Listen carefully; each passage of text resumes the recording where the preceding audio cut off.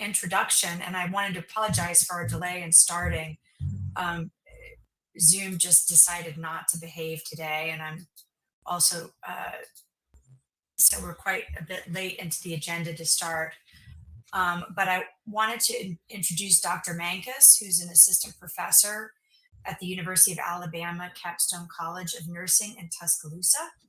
And the title of his talk is Exploring Greenspace, Leisure Time, Physical Activity, and Mental Health in the Southeastern United States. And we're really glad to have you here today. I'm Lisa Thompson. I'm one of the co-chairs for the Research Working Group, here with Dr. Liz Mizell, who's also co-chair of this Research Working Group. So thank you very much. And would you like to share your screen? Yes. How do I do that? That's a good question. Oh, I see. Okay. Oh yeah, there it is. Okay.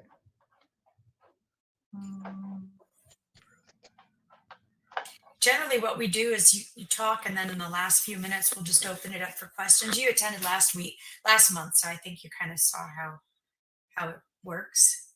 Yeah. Well, thanks everybody. I really excited about this research.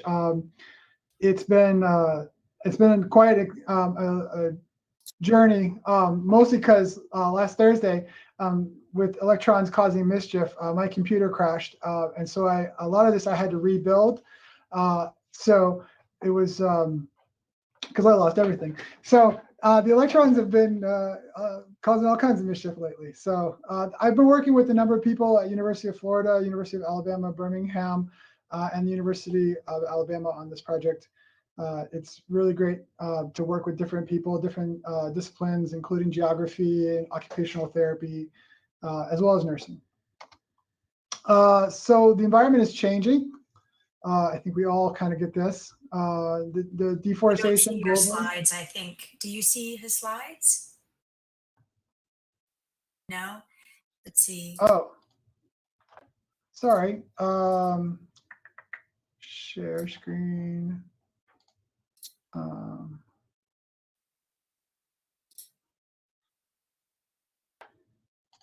Is that right? You guys can see my slides now? I think you have to go to window, and if you go to window, you'll see your windows. Okay. There's a tab at the top. Let's just share my entire screen. And then, can you see my entire screen now? Mm-hmm. Okay. All right. There we go. Okay. Oh, perfect. Yeah, we can see it great. Okay, good. Okay.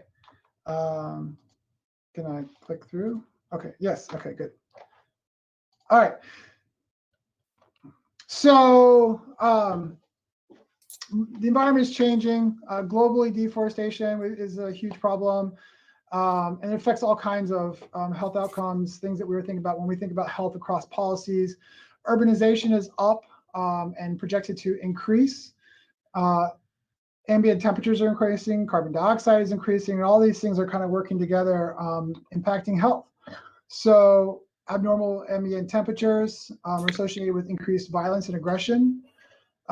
Vegetation or greenness is association with what most that we were kind of looking at here was some depression, kidney disease, obesity, or mental health in general. This has a positive association with physical activity, social interaction, resilience, and it moderates the temperatures between abnormal temperatures and aggression.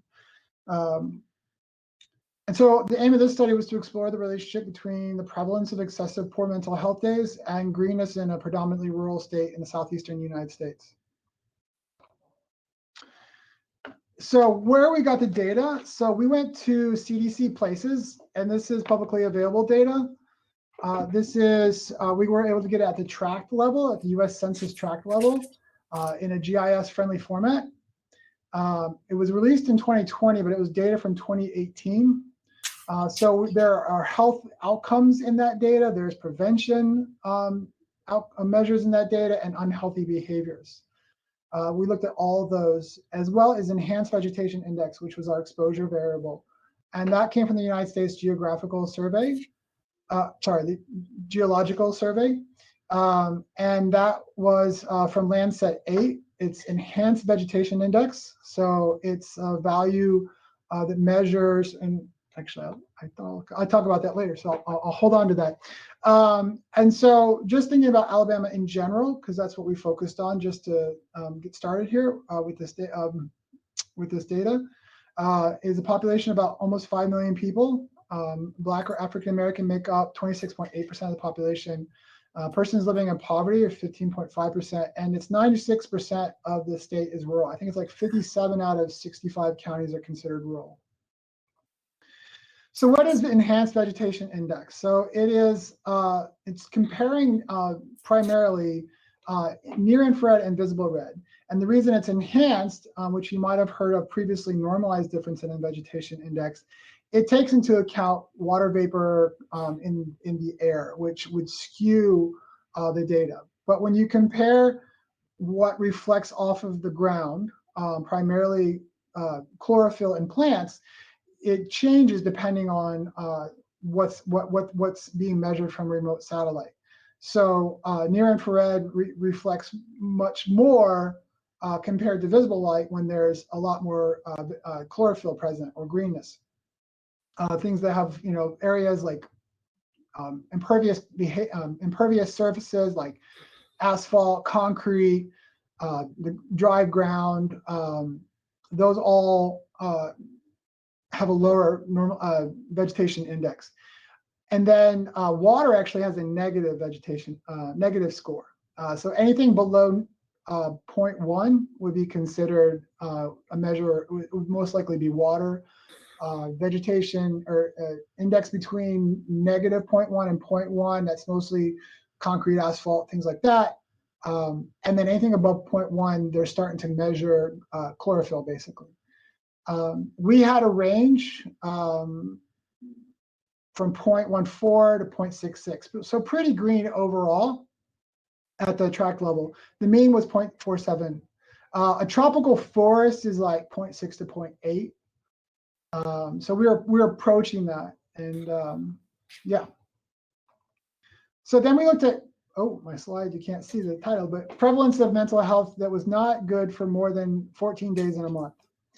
And so we just sort of like, we create these choropleth maps so that we can start to identify where there are areas, because the ultimate goal is to identify areas where we can change the level of greenness based off what we know, and potentially support mental health. And so the areas in red are areas with the highest prevalence, 21 to 33% of the population reporting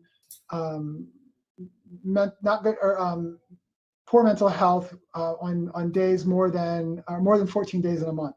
The mean was 16.93. And then we looked at prevalence of no leisure time physical activity. So this was people who just reported not engaging any leisure time physical activity. Now they may have done some physical activity for work, but less likely to be, for example, in the picture, hiking in a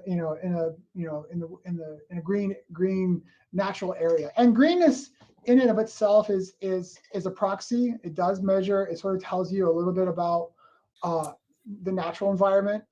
Is it literally the visual cue of greenness? We don't fully understand, but there is some indication that there's a passive engagement,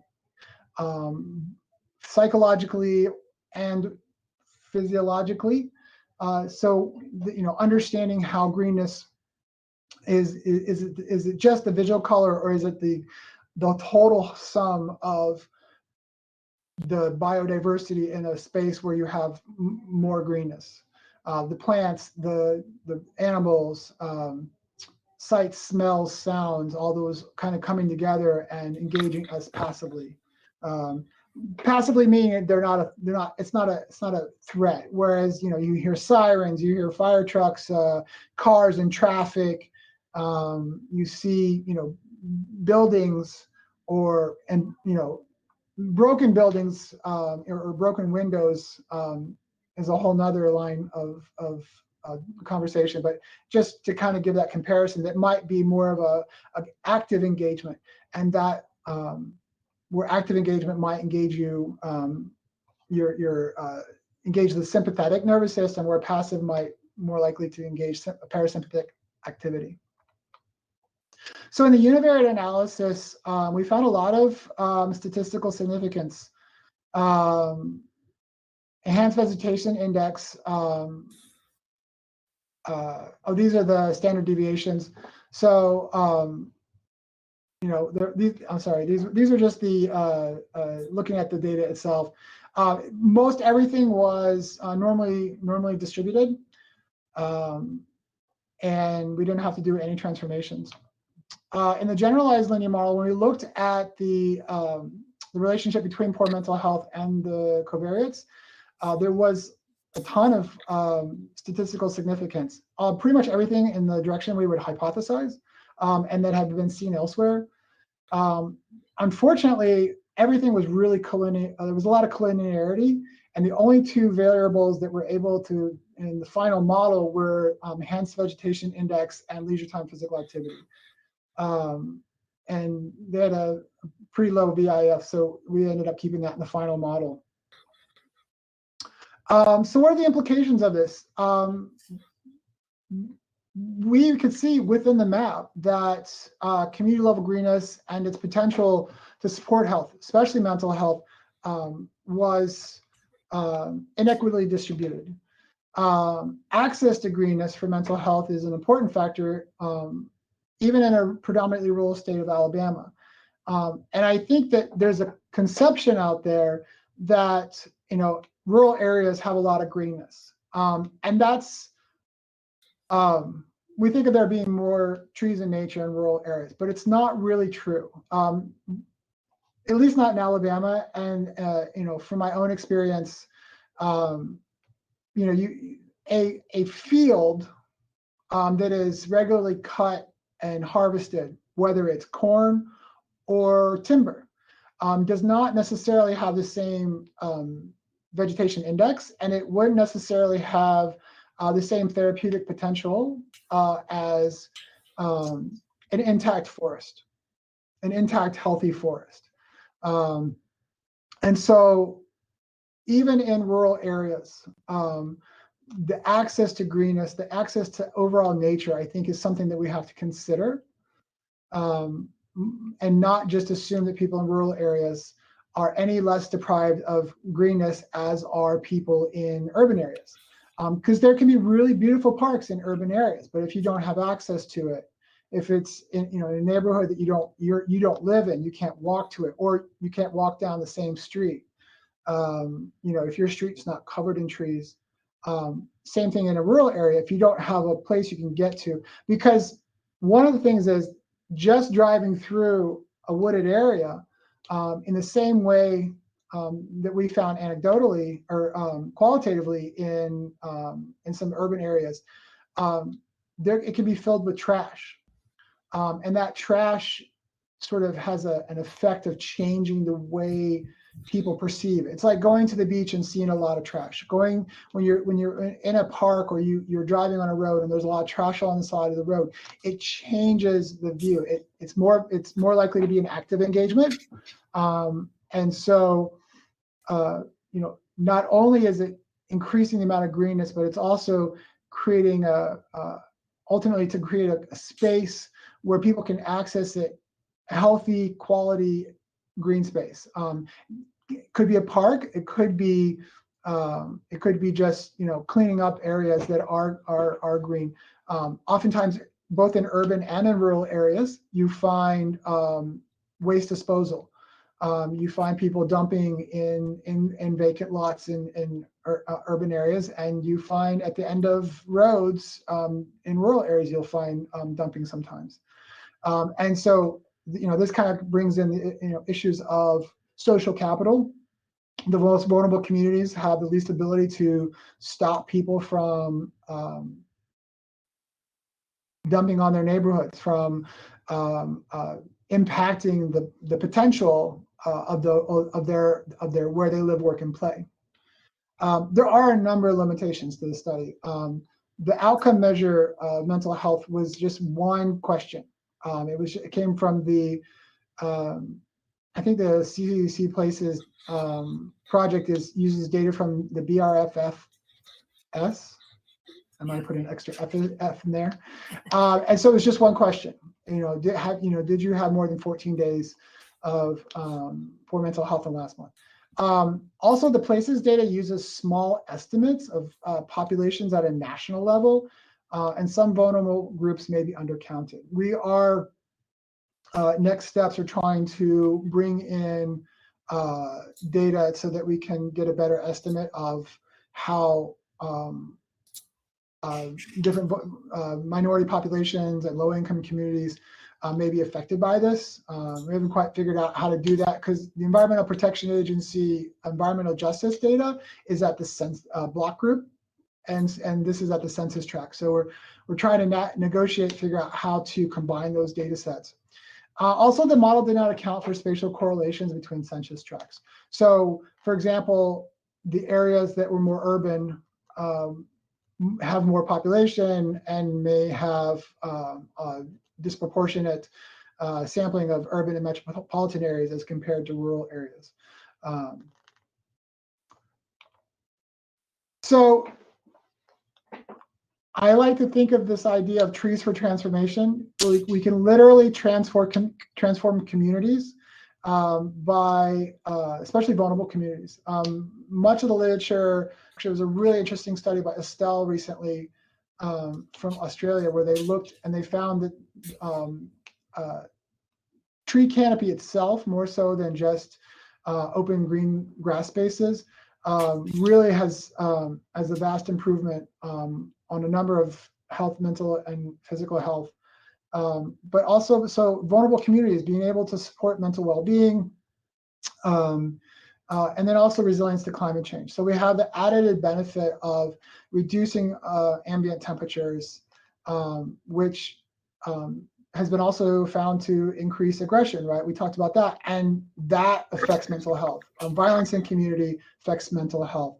And we know that there's projections of increased changes in violence because of climate change, somewhere like 3 to 6%, I think in the next by 2050, based off just increasing temperatures because of climate change and changes associated with that. I kind of ran through there really quick. I think I was in sort of full 90 miles an hour, but I'd be happy to answer any questions or talk further about anything we discussed. I just get excited about this.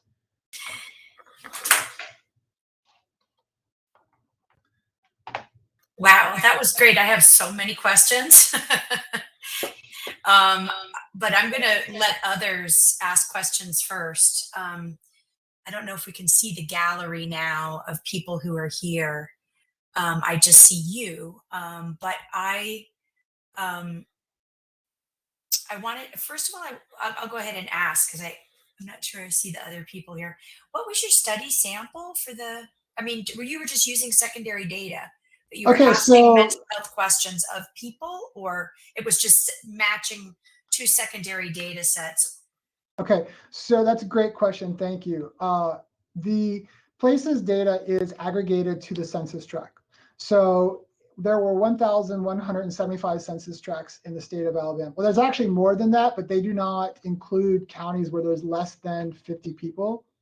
So they were, so there is some, I think there's like 5 counties that were not included, or 5 census tracts that were not included.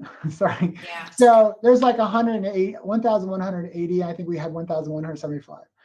Okay. And so they aggregated all that data to the census tract, and so then we took the vegetation index and we linked those up. We did it 2 ways. The first time we did it in our studio, and when we did it that way, we actually cut it's called a TIFF file that you can get from USGS, and so we cut it to the state of Alabama. And then we attach that data to the census tracts. So that's one way. You can do it in R. There's a lot of statistical packages that work with GIS data in there. R is great. There's a bit of a learning curve, and I'm still on it, and I've got a great person who helps me out. I've done more work with ArcGIS, also very useful, but it's proprietary. And so I did it I did it again recently because my data crashed, because I didn't know if I would be able to get access to the previous data. And so in that way, we didn't cut the TIFF files are squares. And so we mosaic them all together into one large kind of almost square. And then instead of cutting it to the state, we were able to extract the census tracts from that full picture. And the reason I say that is because we got different values. Because when we cut it just to the state of Alabama, we excluded all the data outside of Alabama, which included water from the ocean and other states. We're hoping to do a regional.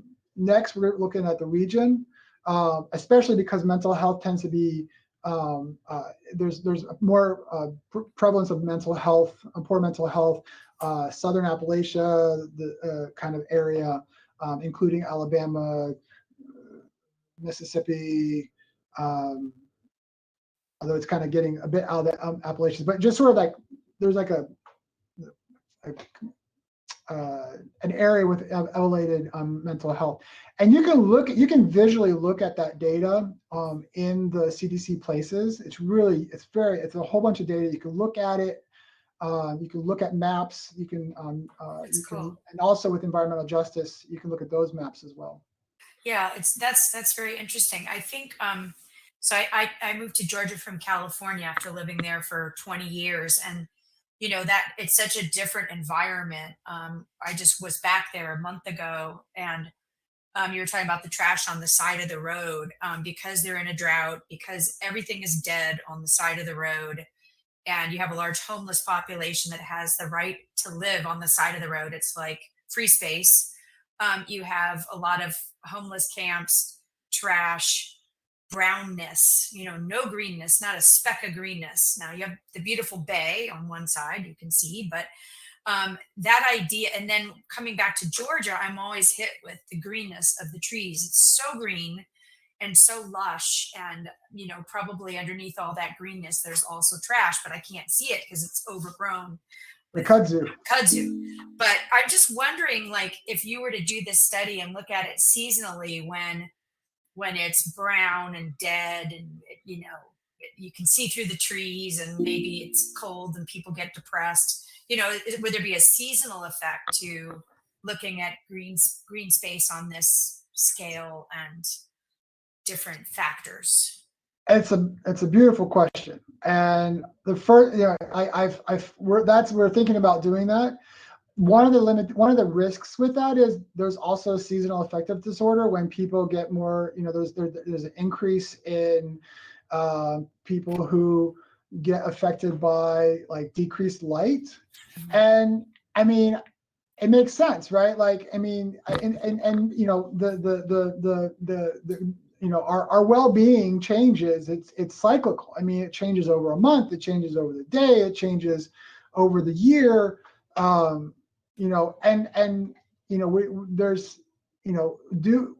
My thoughts are like,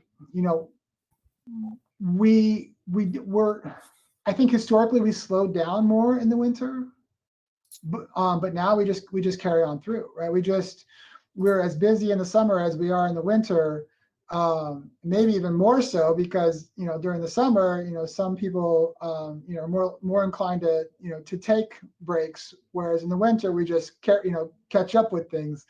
So I think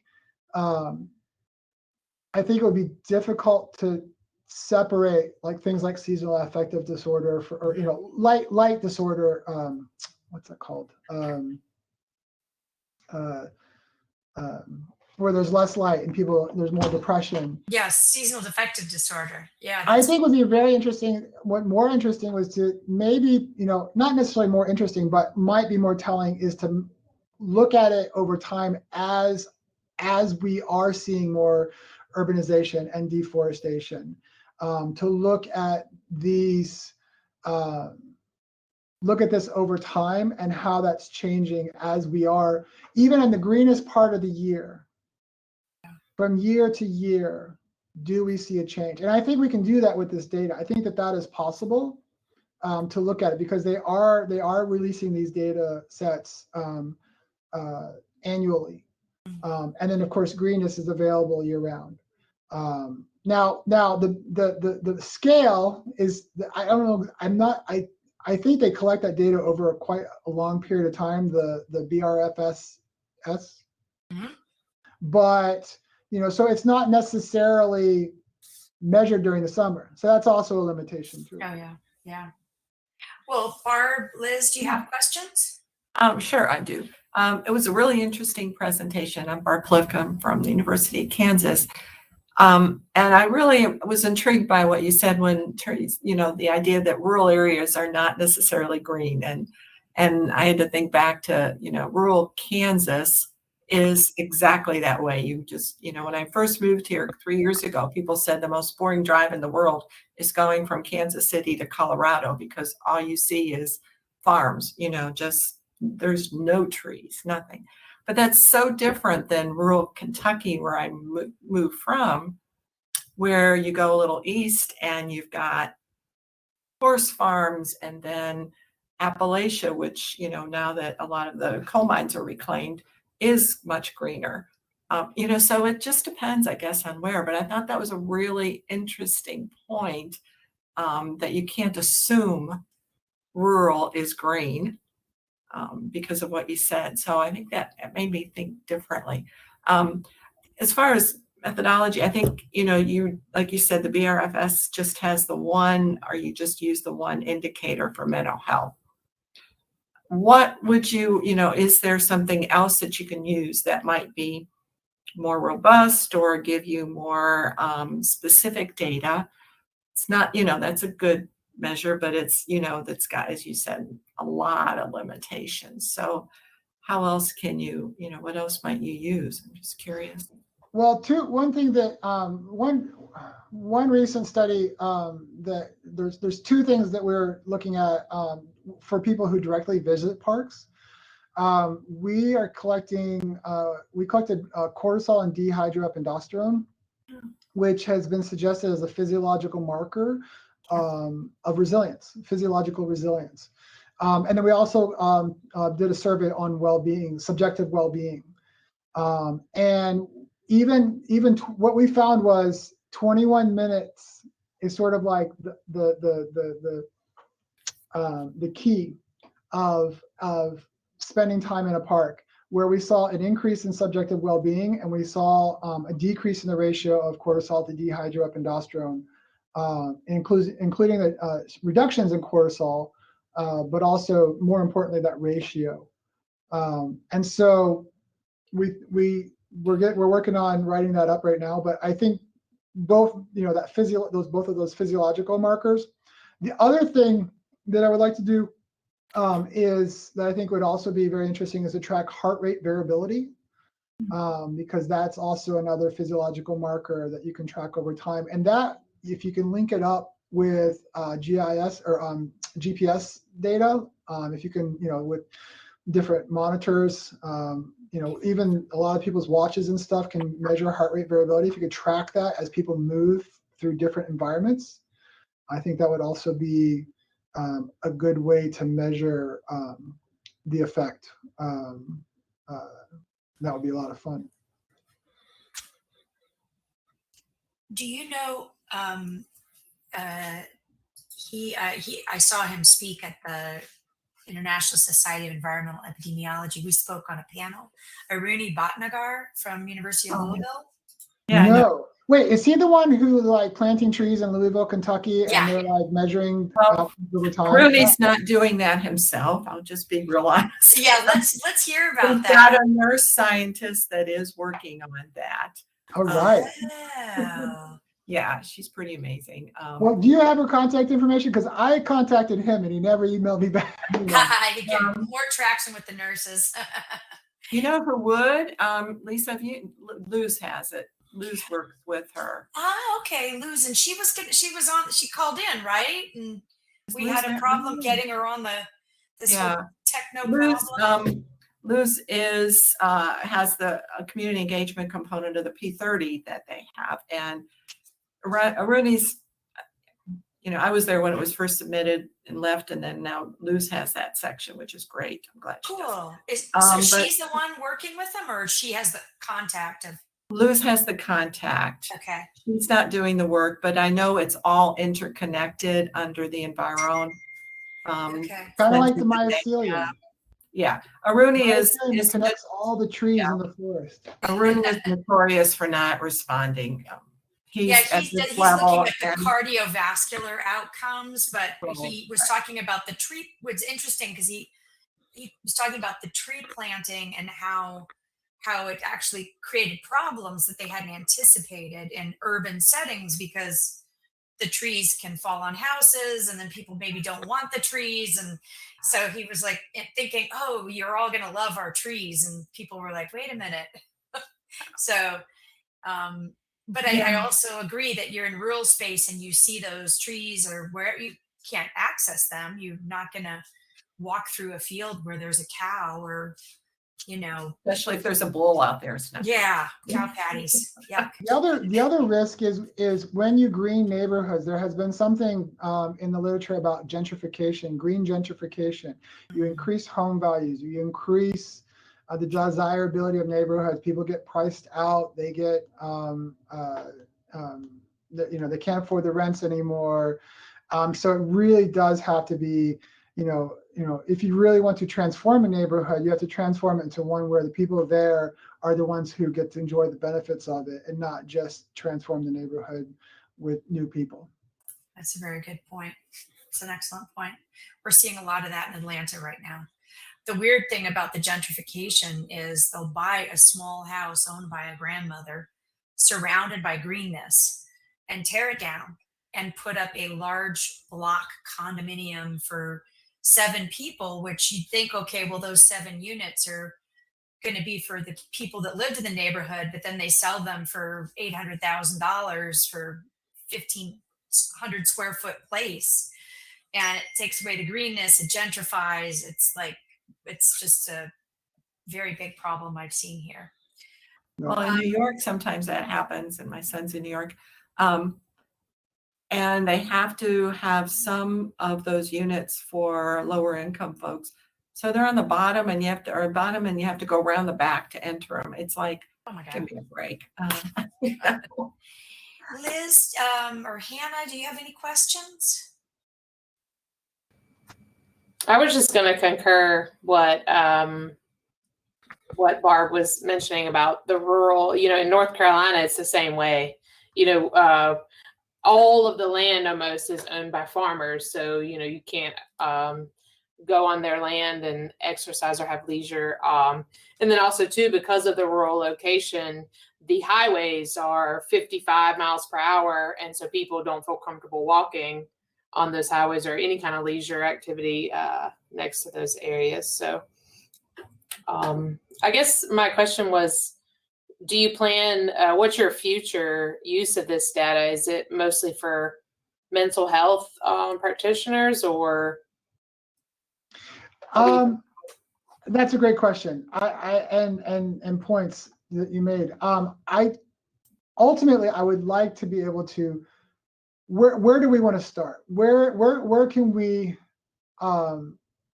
create some space that can benefit people? And I think that's really that's why the trees I think are more powerful than just like a grassy area or is because they create space, and that becomes a social draw, where a place where people can gather, where they're protected from the elements, where they can engage more with, various, and community is not only other humans, but it's also the people, the other species in that space.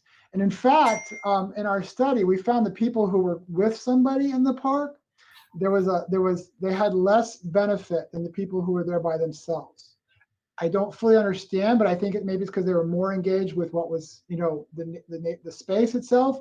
And maybe if they were walking with a person, they were like talking about work or, talking about something that was stressful, so we don't know. Or had their shoes off, right? Isn't that what they say? Touching the grass and all that. Yep. No, I think that makes perfect sense. As someone who walks a lot, I love walking by myself. Your head empties out and you don't have to concentrate on a conversation. Nice. So I get that. Yeah. Well, this was an excellent, and thank you so much for having a short presentation so we could talk to you, because I kept jotting all this stuff down about, I do my research in Guatemala and looking at plastic waste burning and trying to find alternatives to burning plastic waste in their fires in the backyard. And so we are thinking a lot about community engagement, other activities. I think the trees that they chop the limbs down because they're going to use those for firewood, the dumping of trash because they don't have anywhere else to dispose of it. They dump or burn. So when you're talking about 96% of Alabama is rural, and the issues you're talking about are really global issues. They're issues not just in, rural Alabama, but, everywhere. So it's always good to think about positive things like improving green spaces, which is pretty obvious, but not apparent to those of us who I live with a nice big green backyard, that I stare at. Anyway, we just really appreciate you coming and speaking with us, and sorry about all that upfront confusion. No, it just, we made it work. Yeah, and thank you, Hannah, for being right there, running in and helping us out with this new platform, which I like. It's pretty nice. Yeah, I'm really sorry that happened, but yeah, I'm glad Katie and I could get y'all on here pretty quickly. And we did record it, so I'll also update it as a YouTube video and then on the website as well. I just started a DNP program, and a lot of my colleagues are interested in access to green space. So I'm really excited to share this presentation with. Thank you. So cool. That's great. Congratulations. Where do you live, Hannah? I live in Charleston, South Carolina. Oh, how nice. But I am What a doing nice place to live. the program at the University of Minnesota. Well, following Katie's footsteps. Yeah. I have Yeah. a friend Great. who just finished that program, and she knows Katie, and I was like, oh my God, it seems like a lot of people going to this program. Yeah, we have the biggest cohort yet of 17 of us. Oh my gosh, that is great news. Yeah, it's Yeah. really exciting. Well, thanks a lot for coordinating everything. And I think what I'm going to do is just delete all the invites. On my calendar? I have 3 calendar invites. I think that was part of the confusion. Well, first we're going to let me. You can, Yes, if you want, Dr. Mankus, you can sign off now. And I just want to deal with everybody. I just wanted. I Yeah, look forward to, that would be helpful. We knew what to delete and all that. Thank you.